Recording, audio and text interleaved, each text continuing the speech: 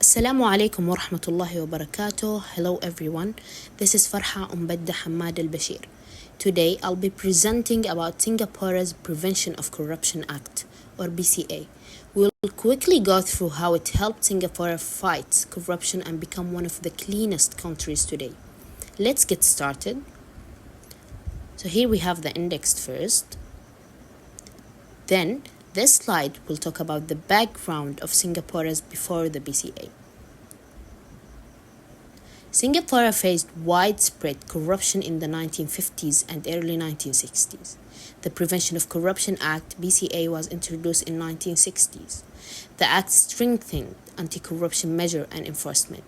Today, Singapore is ranked among the least corrupt countries globally. So in summary, in the 1950s and 60s, Singapore had a big corruption problem. The government introduced the BCA in 1960s.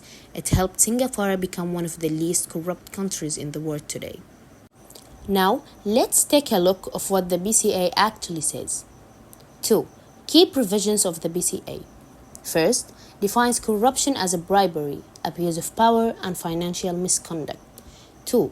Covers both individuals and organizations, including public and private sectors. 3. Imposes strict penalties, up to 7 years of imprisonment, heavy fines. 5. Confiscation of illegal financial. 6. Applies beyond Singapore's borders to citizens and businesses involved in corruption abroad. So the Act defines corruption as bribery, abuse of power, and financial misconduct. It gives strong punishment, up to 7 years in prison and heavy fines. It applies to both individuals and organizations, even overseas. This image shows Singapore today, clean and developed after fighting corruption. Now let's see who is responsible for investigating corruption cases. So 3. Rule of the Corrupt Practices Investigation Bureau, CPIB. This slide talks about the CPIB, the agency that fights corruption.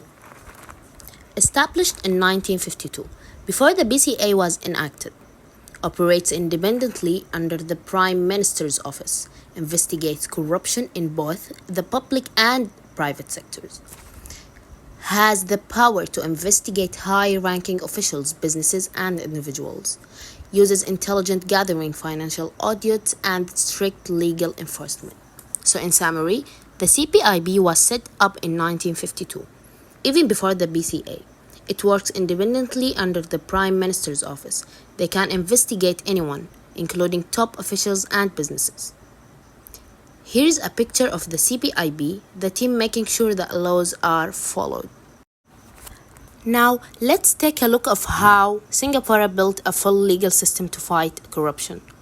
Comprehensive legal framework. This slide shows how the law covers everything. Applies to all sectors, government, businesses, and individuals. Financial institutions must report suspicious transactions. Authorities can freeze and confiscate illicit assets. Whistleblower protection to encourage reporting of corruption. Regular updates to strengthen anti-corruption measures. So Singapore laws applies to everyone, government, businesses, and individuals. Bank must report suspicious activities. They protect whistleblower and update the laws regularly. This image here shows how Singapore protects its financial system against corruption. And now, let's see how Singapore's model influenced other countries. 5. Global influence of Singapore's anti-corruption model. This slide is about how Singapore succeeds inspired others.